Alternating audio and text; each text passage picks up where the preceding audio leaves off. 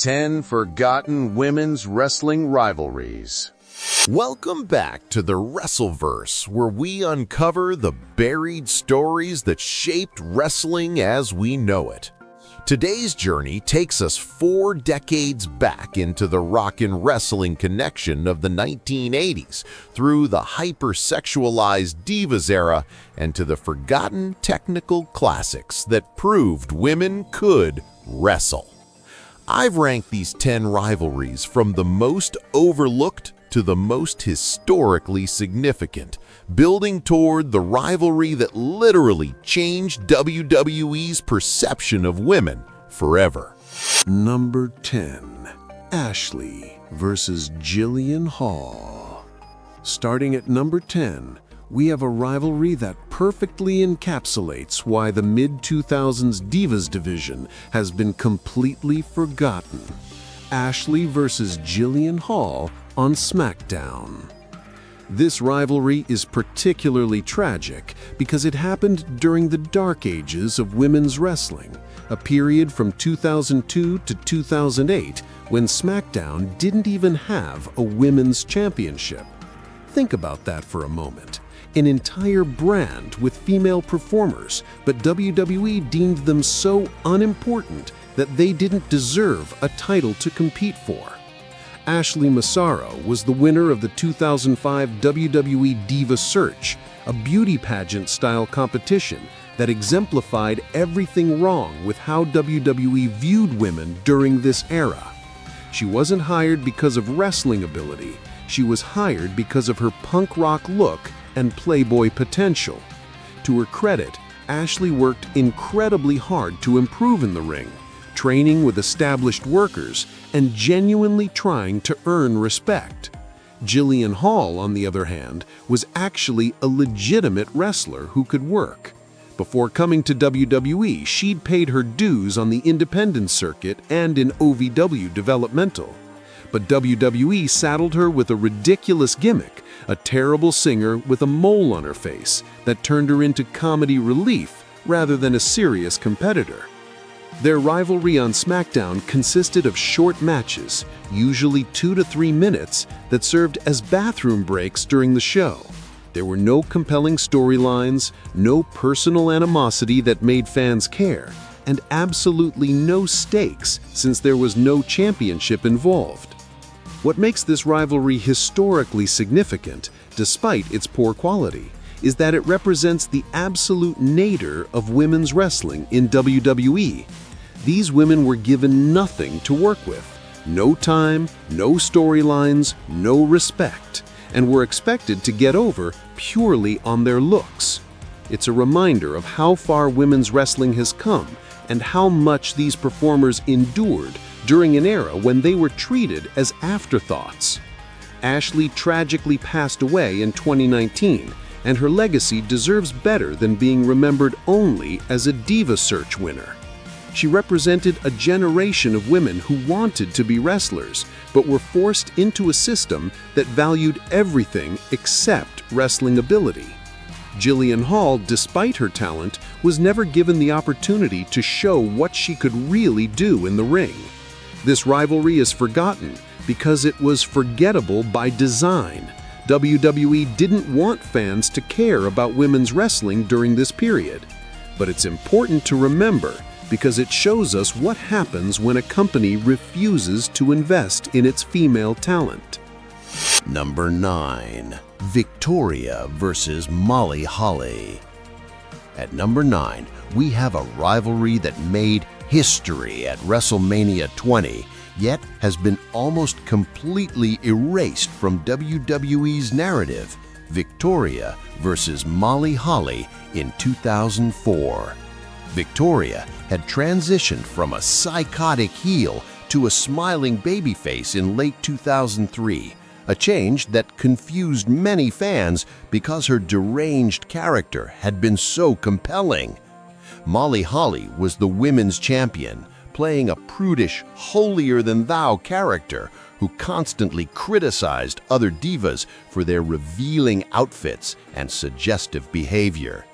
The rivalry intensified when Victoria captured the WWE Women's Championship for the second and final time by defeating Molly Holly, Jazz, and Lita in a fatal four-way elimination match on February 23, 2004 on Raw.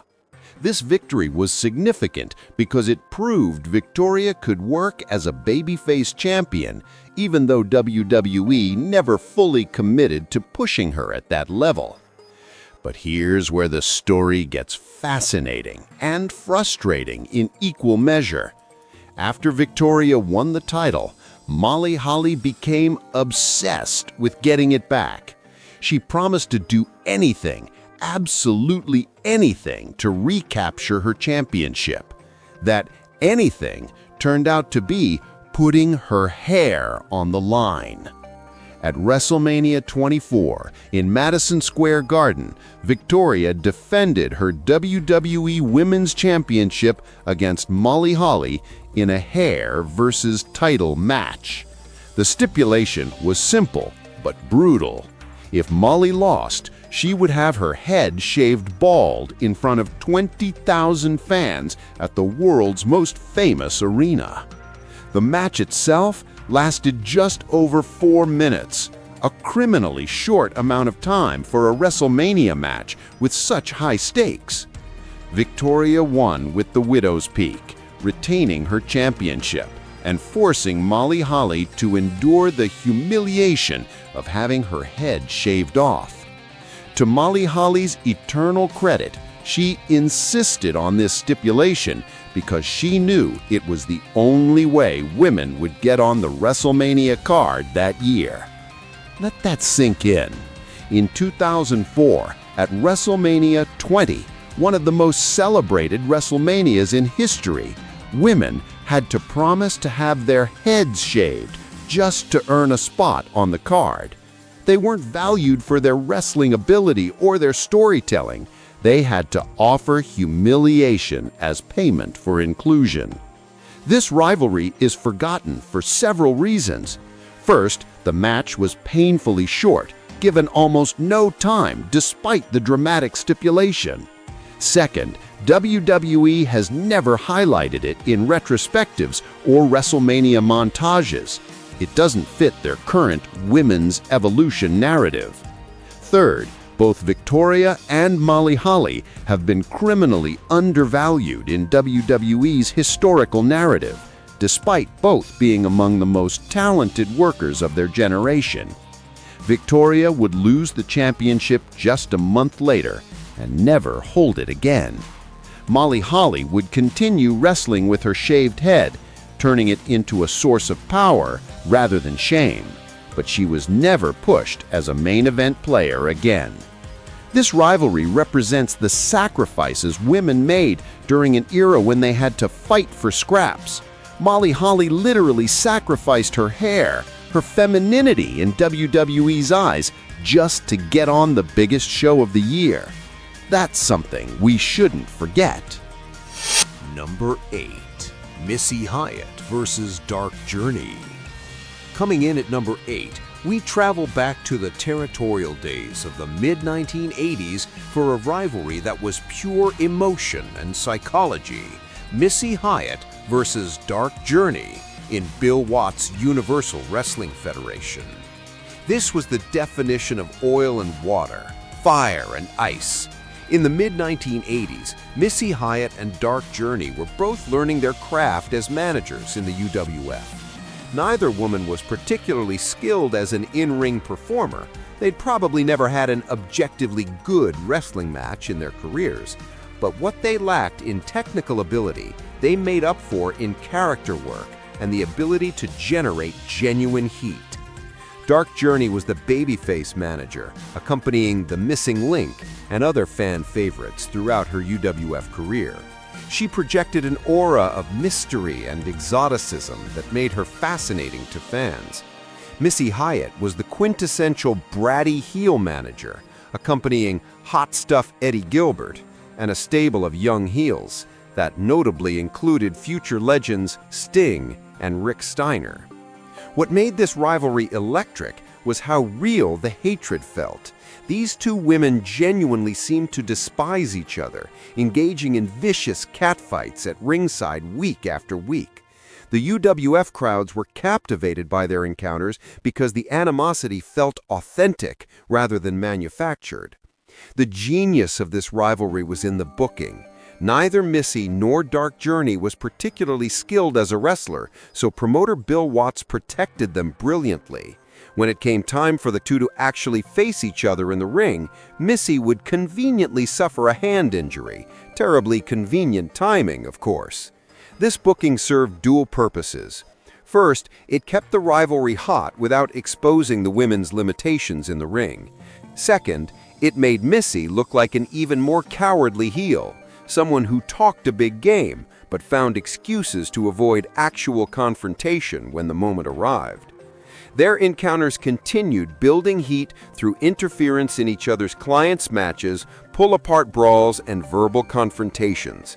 The fact that they rarely actually wrestled each other didn't matter. The story was so compelling that fans desperately wanted to see them finally settle their differences. This rivalry is historically significant because it proved that women didn't need to be great wrestlers to be valuable to a wrestling promotion. What mattered was character, storytelling, and the ability to make audiences emotionally invested. Missy Hyatt and Dark Journey understood wrestling psychology better than many of their male contemporaries. The rivalry has been forgotten primarily because it took place in a regional territory during the mid-1980s before national television exposure. The UWF would eventually be absorbed by Jim Crockett Promotions and then WCW, and much of its history was lost in those transitions. Additionally, since Missy and Dark Journey were primarily managers rather than wrestlers, their contributions have been undervalued by historians who focus on in-ring work. But for fans who lived through the UWF era, this was one of the hottest rivalries in the territory, proof that when it comes to professional wrestling, emotion and character often matter more than athletic ability. Number 7. Chyna versus Ivory. At number 7, we have one of the most unique women's rivalries in WWE history, Chyna versus Ivory, a feud that perfectly captured the transition from the Attitude Era to a new millennium. Chyna was unlike any female performer WWE had ever featured. She wasn't a traditional beauty queen or a trained technical wrestler. She was a bodybuilder who competed primarily against men. She was billed as the ninth wonder of the world, a legitimate physical threat who served as Triple H's bodyguard in D-Generation X. Throughout her WWE career, Chyna primarily wrestled in intergender matches. She competed for and won the Intercontinental Championship, becoming the only woman ever to hold that title. She competed in the Royal Rumble. She main-evented pay-per-views against male opponents. In WWE's eyes, she had transcended the women's division entirely, which made her eventual feud with Ivory so fascinating. In late 2000, Chyna appeared on the cover of Playboy magazine, a huge mainstream crossover moment that generated significant publicity for WWE. But in storyline, this didn't sit well with the Right to Censor faction, a group of conservative zealots who wanted to censor the Attitude Era's adult content. Right to Censor's female representative, Ivory, took particular offense to Chyna's Playboy cover. Ivory had reinvented herself from her earlier sexy fitness model character into a prudish, fully covered preacher who lectured other women about modesty and morality. She became the women's champion and set her sights on Chyna. Their rivalry built throughout late 2000 and early 2001, with Right to Censor attacking Chyna multiple times. The verbal confrontations were fascinating because they represented a genuine ideological clash. Chyna represented sexual liberation and breaking gender barriers, while Ivory represented traditional morality and knowing your place. Their rivalry culminated at WrestleMania X7, still considered by many to be the greatest WrestleMania of all time. Chyna faced Ivory for the WWE Women's Championship in what would be one of the shortest matches on the card. The match lasted approximately 3 minutes, with Chyna completely destroying Ivory. This wasn't a competitive contest. It was a squash match designed to establish Chyna's dominance. Chyna hit the Gorilla Press Slam, a power move typically used by super heavyweight men, and captured the Women's Championship. What makes this rivalry significant is what it represented. Chyna winning the Women's Championship should have been a crowning achievement, proof that a woman who competed at the men's level could also dominate the women's division. Instead, it marked the beginning of the end for Chyna in WWE. Her title reign was brief and unmemorable. Behind the scenes, her relationship with Triple H was falling apart, and her backstage attitude was reportedly deteriorating. She would lose the championship quickly and depart WWE by the end of 2001, never to return during her lifetime. This rivalry has been largely forgotten for several tragic reasons. First, Chyna's legacy in WWE has been complicated by her post-WWE career, which included adult films and public struggles with substance abuse. WWE essentially erased her from company history for over a decade, rarely mentioning her name and excluding her from the Hall of Fame despite her groundbreaking contributions. Second, the match itself was so short that it didn't leave a lasting impression. At an event filled with classic matches like Austin vs. Rock and the TLC 2 Tag Team Ladder match, a 3-minute women's match was easily forgotten. Third, WWE's narrative about women's wrestling evolution doesn't know what to do with Chyna. She doesn't fit neatly into their story about women fighting for respect because she was respected in a different way, as a physical equal to men, rather than as a skilled women's wrestler. Chyna tragically passed away in 2016 at age 46. She was finally inducted into the WWE Hall of Fame in 2019, but only as a member of D-Generation X, not as an individual performer. Her rivalry with Ivory represents a road not taken, a future where women's wrestling could have been integrated with men's wrestling rather than segregated. For better or for worse, Chyna versus Ivory showed us a different vision of what women's wrestling could be, and WWE has spent 2 decades trying to forget it ever happened. We're now entering the top 6 rivalries, and we're about to explore some genuinely groundbreaking moments in women's wrestling history. If you're enjoying this deep dive into forgotten women's rivalries, do me a huge favor, hit that like button and subscribe to the Wrestleverse. We release videos like this every week, uncovering the stories WWE doesn't want you to remember. Make sure you hit that notification bell so you never miss an upload. Trust me, the top 5 rivalries are absolutely worth seeing. Let's continue. Number 6. Stephanie McMahon versus Brie Bella. At number 6, we have a rivalry that should have been a massive moment for women's wrestling but has been almost entirely forgotten. Stephanie McMahon versus Brie Bella in 2014. In early 2014, Daniel Bryan was at the absolute peak of his popularity.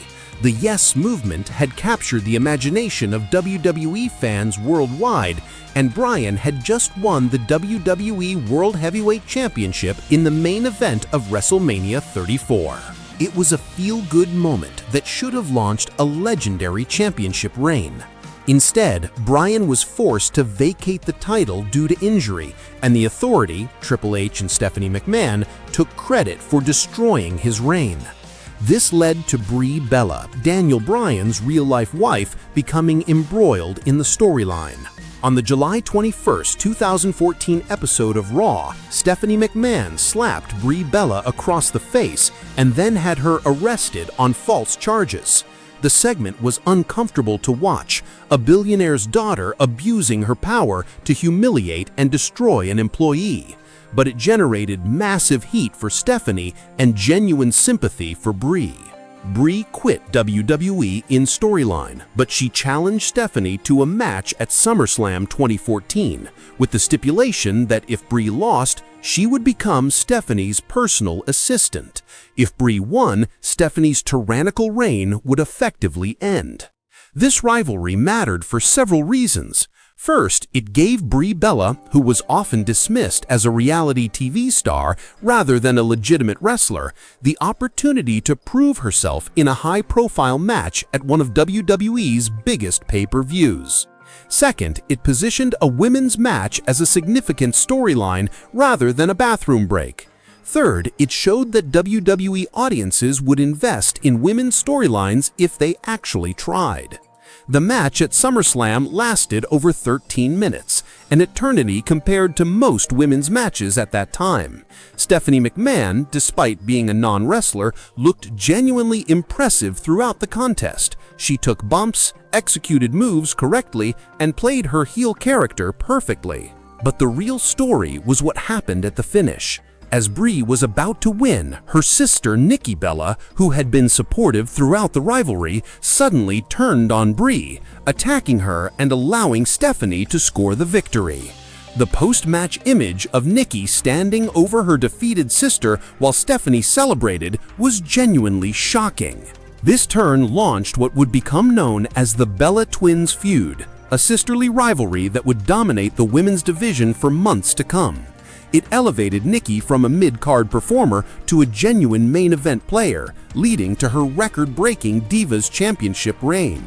So why has the Stephanie versus Brie rivalry been forgotten? Several reasons. First, the match itself was good, but not great. Competent storytelling, but not the technical masterpiece some fans hoped for. Second, it was immediately overshadowed by the Nikki-Brie sister feud that followed.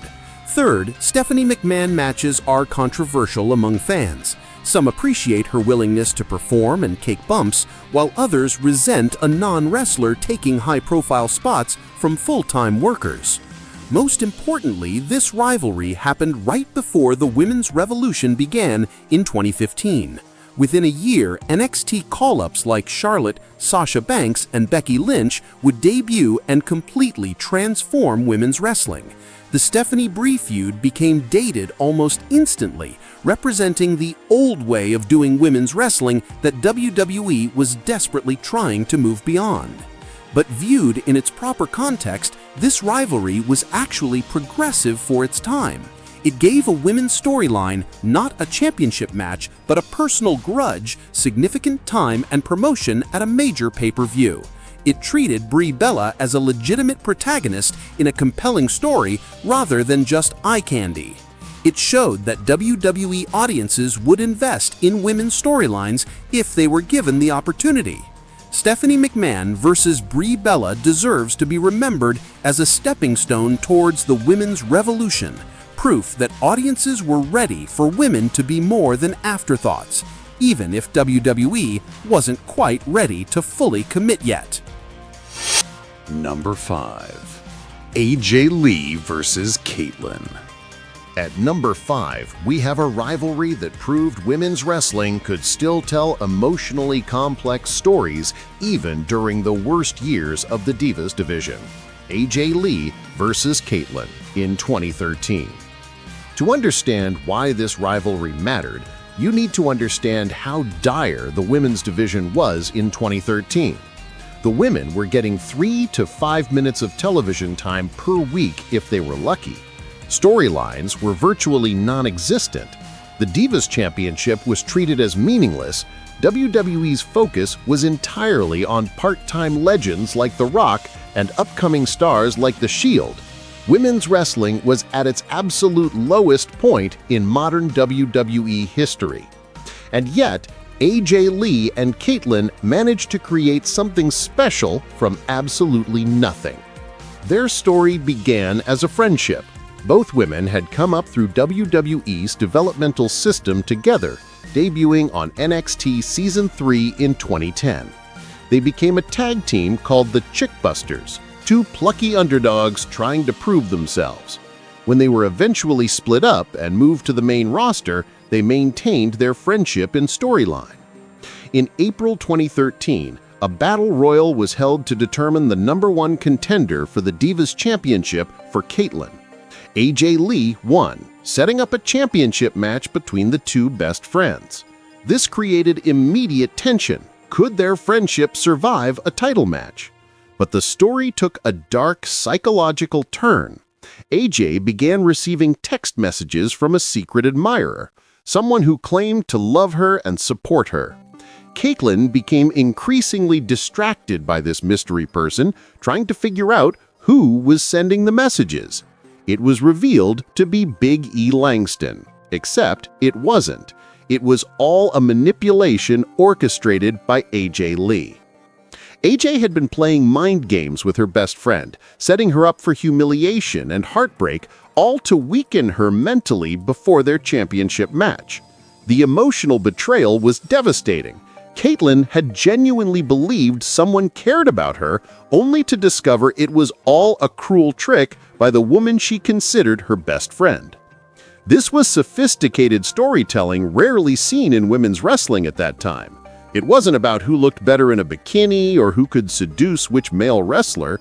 It was about psychological manipulation, friendship betrayal, and genuine emotional stakes.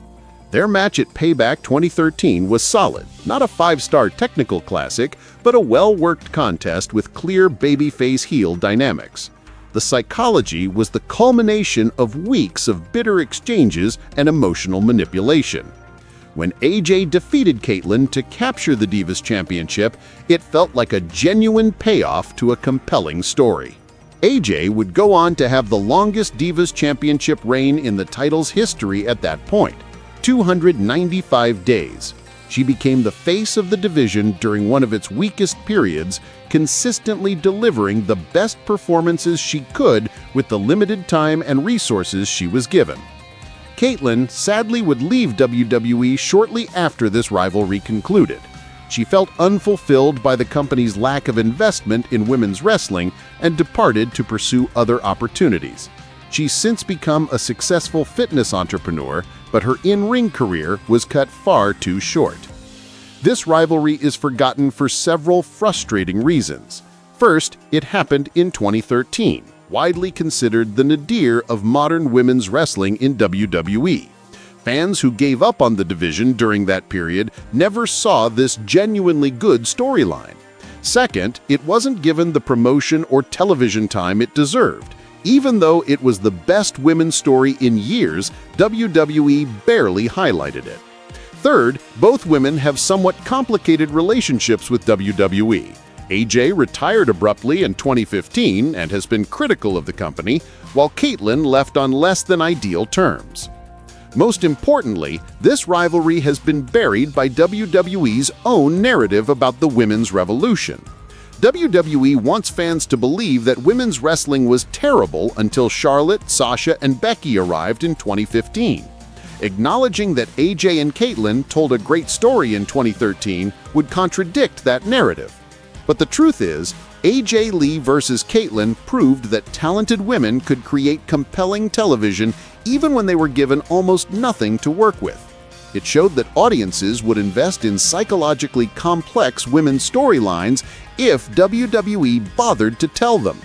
It deserved better than to be forgotten, and both women deserve credit for making something memorable during the darkest days of the Divas era. Number 4. Victoria versus Lita, first women's steel cage match.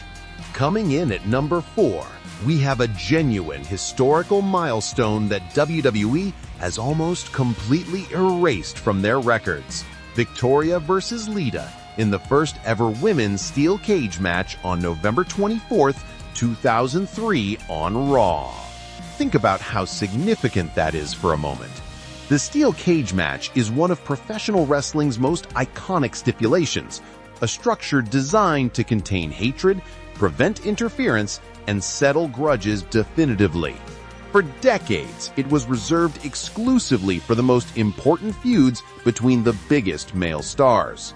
And then, in 2003, WWE gave that distinction to two women, making history in the process.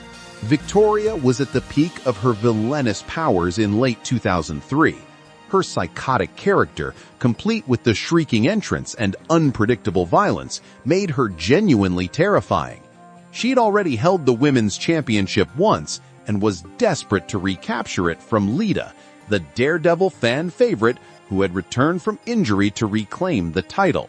Their rivalry had been building for months, with Victoria attacking Lita repeatedly and establishing herself as the most dangerous woman in WWE. The hatred felt real, the violence felt intense, and WWE made the unprecedented decision to put them inside a steel cage to settle their differences. The match itself was short but incredibly aggressive.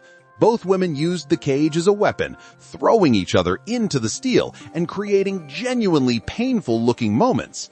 This wasn't a sanitized, gentle version of a cage match. It was a legitimate brawl that happened to feature women instead of men. Victoria was particularly brutal, showing no mercy and using every dirty tactic imaginable. Lita fought back with her characteristic fearlessness, taking risks and absorbing punishment.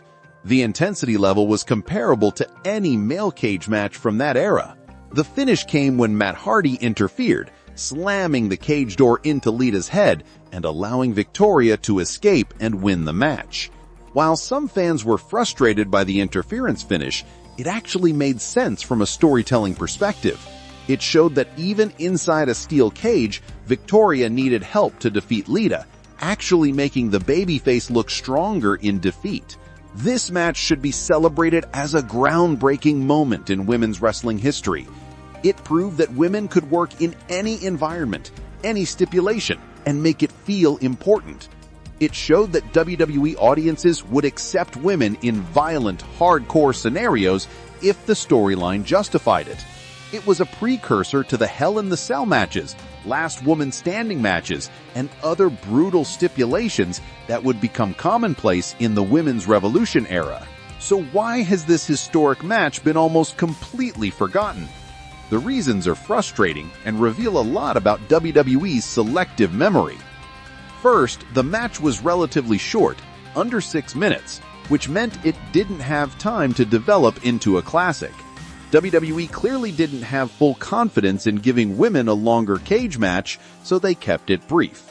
This prevented it from having the epic feel of male cage matches that ran 15 to 20 minutes. Second, Victoria's overall career has been criminally undervalued by WWE. Despite being one of the most talented and versatile performers of her generation, she's rarely mentioned in WWE's historical retrospectives. She could work as a psychotic heel or a smiling babyface. She could brawl or wrestle technically, and she was willing to do anything to get her opponents over. But because she wasn't Trish or Lita, the two women WWE chose to focus their narrative around, Victoria has been largely erased. Third, WWE's Women's Revolution narrative creates a problem with acknowledging this match. If WWE admits that women had a steel cage match in 2003, it contradicts their story that women weren't given opportunities until 2015. It's easier to pretend it never happened than to explain why it took 12 more years for women to get another cage match. Fourth, WWE's poor archival practices for women's wrestling from this era creates a problem. Countless great women's matches from 2000 to 2010 are difficult to find on WWE Network or Peacock, buried under layers of menu options, or simply not highlighted in recommended sections. Victoria versus Lita in the first women's steel cage match deserves to be remembered alongside other groundbreaking moments in women's wrestling history. It proved that women could work in any environment, any stipulation, and make it feel important. Both women deserve credit for being pioneers who paved the way for everything that came after. The fact that this historic match has been forgotten is a failure of WWE storytelling and archival practices, not a reflection of the match or the performer's quality. Number 3. Victoria versus Trish Stratus. The bronze medal position at number 3 belongs to one of the most psychologically intense women's rivalries in WWE history, Victoria versus Trish Stratus from 2002 to 2003. When Victoria debuted on the main roster in 2002, she came with a chip on her shoulder and a vendetta for Trish Stratus. In storyline, both women had trained together years earlier, but Trish had been chosen for Stardom while Victoria was passed over. This created a simmering resentment that exploded when Victoria finally got her opportunity. But this wasn't just a generic, jealous competitor storyline. Victoria's character was genuinely disturbed, obsessed with Trish to an unhealthy degree, desperate to prove she was better, willing to do anything to destroy the woman she both envied and despised. Her shrieking entrance, wild-eyed expressions, and unpredictable violence made her feel like a legitimate threat rather than just another pretty heel. She targeted Trish relentlessly, attacking her before and after matches, cutting promos about how she deserved Trish's success, and generally making Trish's life miserable. The stalker-like obsession added genuine psychological horror to what could have been a standard rivalry. Their first major encounter came at Survivor Series in 2002 in a six-pack challenge for the WWE Women's Championship. This was significant because it gave women a spot on one of the greatest WrestleMania cards of all time, a show that also featured Hulk Hogan versus Vince McMahon, Shawn Michaels versus Chris Jericho, and the main event of Kurt Angle versus Brock Lesnar. The match lasted approximately 7 minutes, not as long as the women deserved, but longer than most women's matches received during that era. The three women worked incredibly hard, with Victoria and Jazz brutally punishing Trish throughout most of the contest. Victoria and Jazz's chemistry with Trish was explosive. All three women were stellar from start to finish, each bringing something different to the match. Trish's resilience, Victoria's episodic aggression, and Jazz's powerful offense. The match told a clear story, two dominant heels trying to destroy the beloved champion, with Trish refusing to quit despite overwhelming odds. In the end, Trish managed to pin Victoria and reclaim the WWE Women's Championship, giving the live crowd at Safeco Field a feel-good moment. It was the perfect culmination to a rivalry that had lasted nearly a year. What made the Victoria-Trish rivalry special was how personal it felt. This wasn't about championships or respect in the abstract. It was about one woman's obsessive need to destroy another. Victoria's character work was exceptional, making audiences genuinely believe she was unhinged and dangerous. Trish, for her part, showed incredible growth as a performer during this rivalry. She'd started as a fitness model who could barely wrestle, but by 2002-2003, she was training regularly with Fit Finlay and had developed into one of the most confident workers in the women's division. Her willingness to sell Victoria's offense and make her look like a legitimate threat elevated the entire feud. So why has this excellent rivalry been somewhat forgotten? Several reasons. First, it happened before social media and the modern wrestling internet, so it wasn't documented and discussed to the degree that modern rivalries are. Second, WWE's historical narrative about Trish Stratus focuses much more heavily on her rivalries with Lita and Mickie James, somewhat overlooking her excellent work with Victoria. Third, Victoria's legacy has been undervalued by WWE, as mentioned earlier, which means her contributions are rarely highlighted. Most frustratingly, WWE had the perfect opportunity to revive interest in this rivalry when Victoria was inducted into the WWE Hall of Fame in 2024. They could have highlighted her incredible work with Trish, but instead, the focus was primarily on her look and persona rather than her in-ring accomplishments. Victoria versus Trish Stratus deserves to be remembered as one of the best women's rivalries of the early 2000s.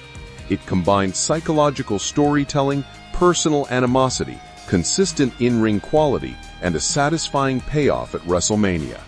Both women deserve credit for creating something genuinely compelling during an era when they were given limited resources to work with. Number 2. Alundra Blayze versus Bull Nakano. The silver medal at number 2 belongs to a rivalry that was so far ahead of its time that most American audiences simply weren't ready for it. Alundra Blayze versus Bull Nakano in 1994 to 1995.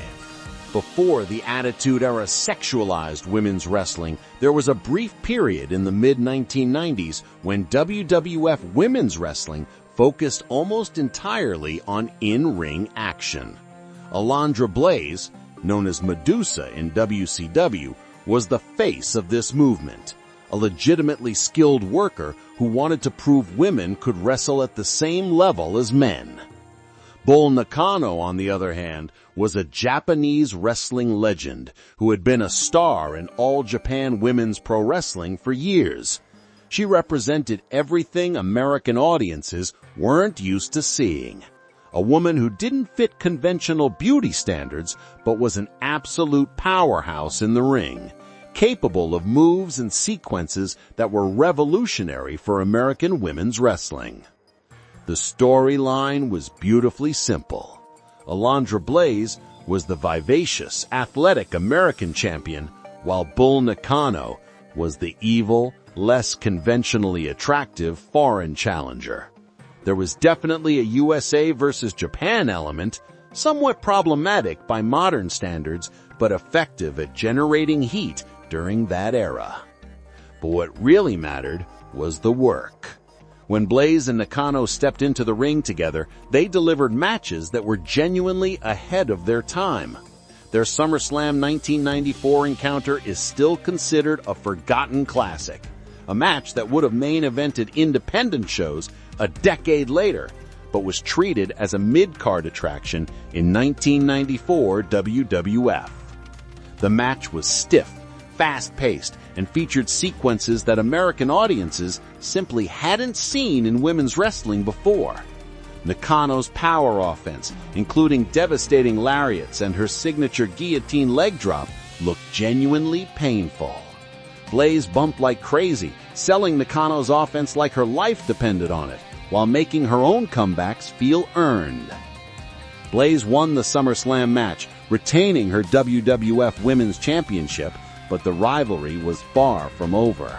The two continued battling throughout late 1994, with the championship changing hands when Nakano defeated Blayze for the title at a show in Japan in November 1994. This was significant because WWF rarely acknowledged title changes that happened outside North America during this era. But Nakano's victory was recognized, and she brought the championship back to America as the new champion. This made Blayze's eventual title recapture on Raw in the spring of 1995 feel like a major accomplishment. Their final encounter in WWF came when Blayze defeated Nakano on Monday Night Raw to reclaim the Women's Championship. But the story didn't end there. They would briefly revive their rivalry in WCW during the summer of 1996 when both women were competing for that promotion. The Blayze versus Nakano rivalry was historically significant for multiple reasons. First, it proved that women's wrestling could be taken seriously as athletic competition rather than just eye candy. Second, it introduced American audiences to Japanese women's wrestling, which operated on a completely different level than what most American fans had seen before. Third, it showed that international crossover matches could work for women just as well as they worked for men. Most importantly, this rivalry demonstrated what women's wrestling could be if given proper time, promotion, and respect. These weren't 3-minute bathroom breaks. These were genuine wrestling matches that told stories through in-ring action rather than just catfights and hair-pulling. So why has this groundbreaking rivalry been almost completely forgotten? The reasons are tragic and frustrating. First, it happened during one of the lowest periods in WWF's business. 1994 to 1995 was the nadir of WWF's popularity, with the company struggling against WCW and experiencing declining ratings and attendance. Women's wrestling, no matter how good, couldn't save a sinking ship, and when the company recovered, they chose to go in a completely different direction. Second, the Attitude Era completely erased this style of women's wrestling. When the Attitude Era began in 1997 to 1998, women were increasingly sexualized and positioned as eye candy rather than athletes. Storylines focused on bikini contests, pillow fights, and romantic entanglements rather than serious wrestling. The serious, athletic style that Blayze and Nakano represented was abandoned entirely. Third, Alundra Blayze's departure from WWF in 1995 was one of the most controversial moments in wrestling history. She showed up on WCW Monday Night Nitro and threw the WWF Women's Championship into a trash can, symbolically declaring that WWF's women's division was worthless. This infuriated Vince McMahon to such a degree that WWE essentially blacklisted her for 2 decades. Her contributions were erased from company history out of spite. Fourth, Bull Nakano never became a household name in America. Despite her incredible talent, she was always seen as a foreign attraction rather than a mainstream star. When she left WWF, her contributions were quickly forgotten by American audiences who had never fully embraced Japanese women's wrestling. Fifth, WWE's current narrative about women's wrestling's evolution doesn't know what to do with Blayze and Nakano. They preceded the Sexy Divas era, so they can't be criticized as part of that problem. But acknowledging them means admitting that good women's wrestling existed in WWF during the 1990s, which contradicts WWE's story about the women's revolution starting in 2015. Alundra Blayze was finally inducted into the WWE Hall of Fame in 2015, 20 years after her trash can incident, and Bull Nakano was inducted in 2024. But even with those acknowledgments, their groundbreaking rivalry has never received the recognition it deserves. Blayze vs. Nakano was the road not taken, a vision of women's wrestling based on athleticism, international crossover appeal, and serious competition. Had WWF continued in that direction instead of pivoting to the Sexy Divas era, women's wrestling might have evolved very differently. This rivalry deserves to be studied by modern fans as an example of what was possible even in the mid-1990s, when promoters actually cared about women's in-ring ability. It's a reminder that the struggle for women's wrestling respect isn't new. It's been happening for decades, with pioneers like Blayze and Nakano fighting battles that modern stars are still benefiting from. Number 1. Wendi Richter vs. Leilani Kai.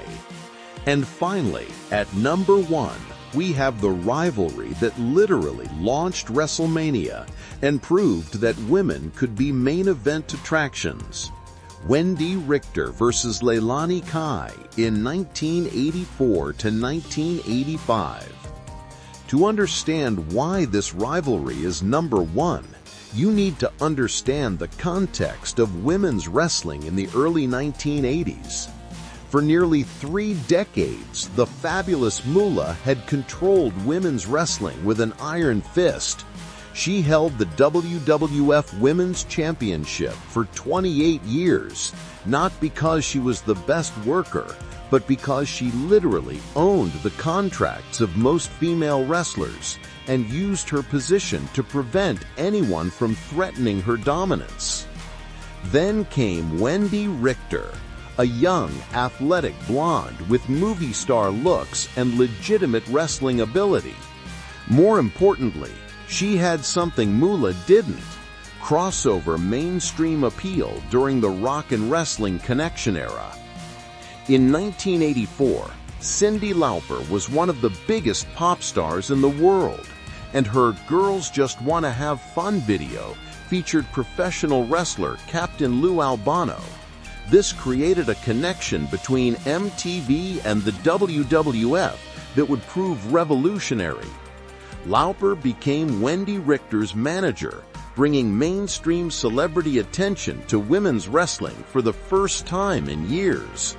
The storyline was perfect. Richter, managed by Cyndi Lauper, challenged the Fabulous Moolah for the Women's Championship. This represented youth versus age, change versus the old guard, and the future versus the past.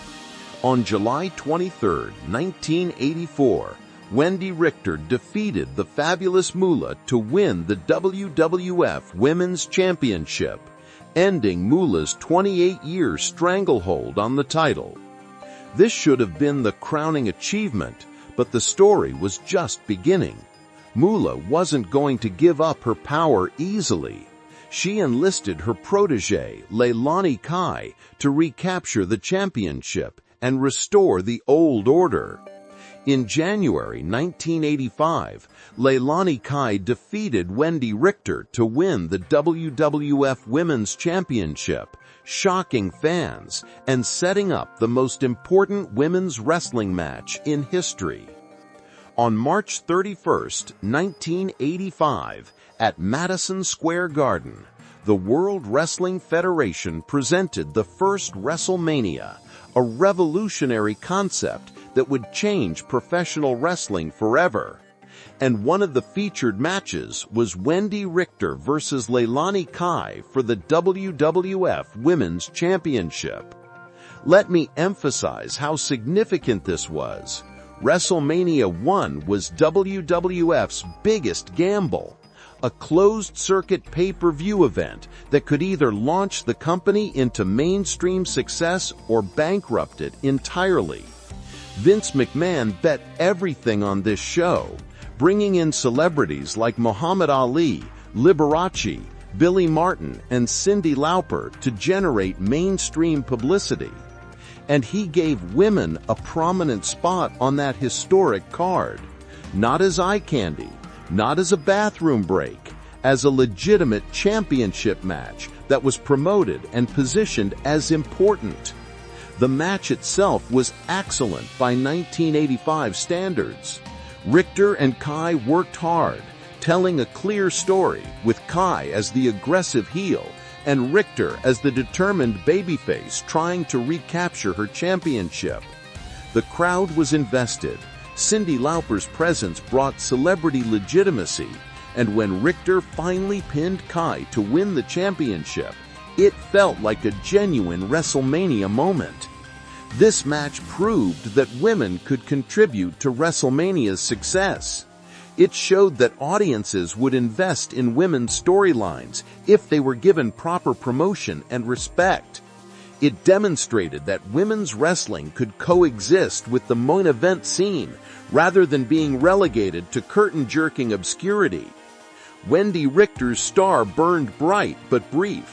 She continued as champion throughout 1985, becoming the face of WWF's women's division and appearing on magazine covers and talk shows alongside Cyndi Lauper. She was riding a wave of success and popularity unprecedented for a female wrestler.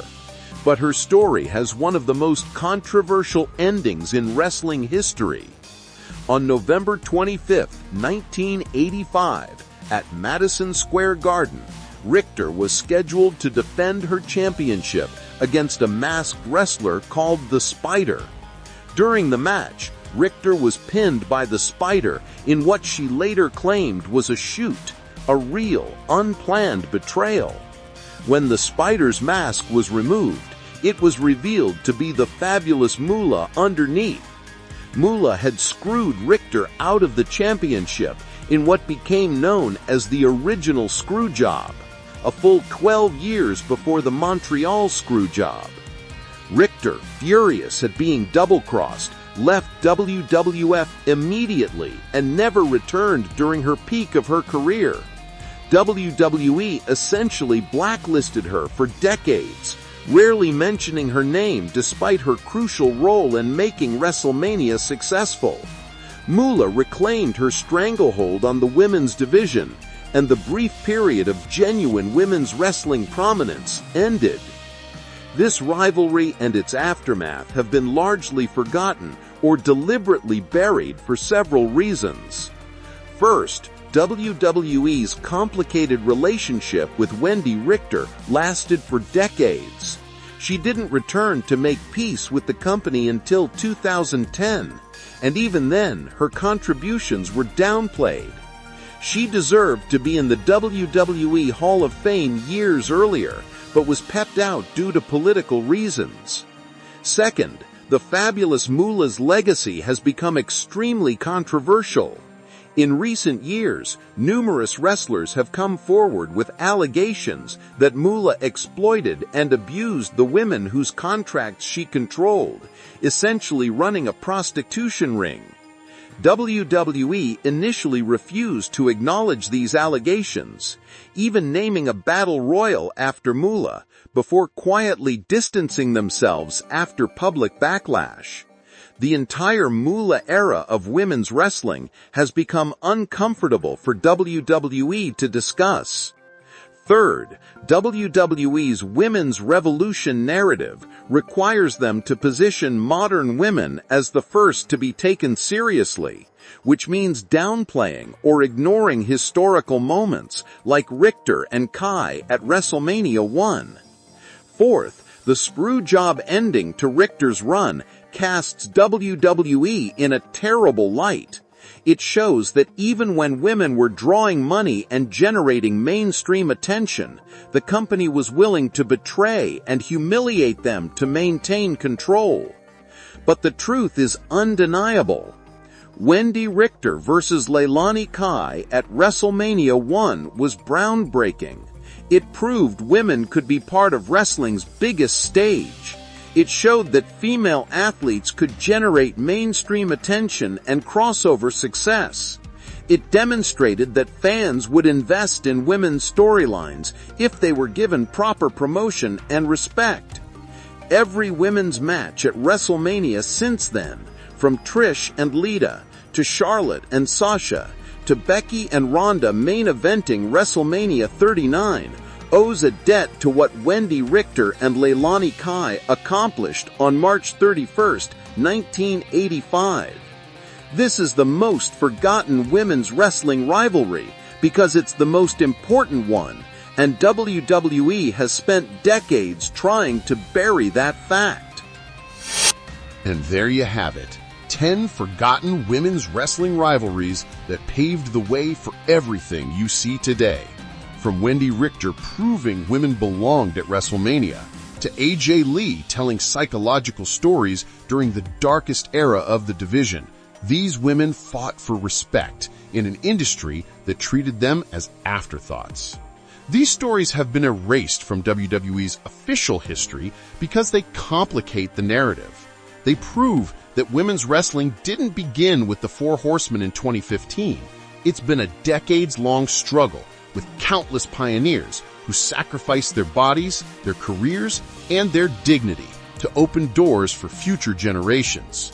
The women's revolution didn't start with Charlotte Flair's debut.